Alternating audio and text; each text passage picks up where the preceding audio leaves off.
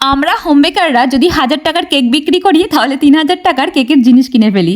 আগে হাতে টাকা থাকলে মনে হতো ভালো ভালো শাড়ি কিনবো, জুয়েলারি কিনবো, বাট এখন হাতে টাকা থাকলে মনে হয় কেকের জিনিস কিনি, তাতে চাই কেক বিক্রি হোক বা না হোক। এই যে এত রিস্ক নিয়ে আমরা কেকের জিনিসপত্রগুলো কিনছি, মানে ইনভেস্ট করছি, কেক বিক্রি কবে হবে না হবে তার তো কোনো ঠিক নেই, কিন্তু তাও আমরা এগুলোকে স্টোর করে রাখছি যাতে করে কাস্টমাররা যদি কোনো কেকের ছবি দেখান তাদেরকে ফিরিয়ে দিতে না হয়। এখনকার দিনে এমন হয়ে গেছে যে প্রত্যেকটা দোকানেই কিন্তু আপনারা সেম জিনিস পাবেন না, মানে এক দোকান থেকে নিই মানে ওই দোকান থেকেই আমাকে জিনিস কিনতে হবে তাও কিন্তু নয়, কারণ এখন ট্রেন্ডিংয়ের যুগ, যে জিনিসটা ট্রেন্ডিং হচ্ছে সেটাই কিন্তু কাস্টমারের ডিমান্ড হচ্ছে। তাই প্রতিটা দোকানের পক্ষেই সম্ভব নয় যে খুঁটিয়ে খুঁটিয়ে সমস্ত জিনিসগুলোকে রেখে দেওয়ার, বেসিক্যালি কেকের জিনিসগুলোকে রেখে দেওয়ার।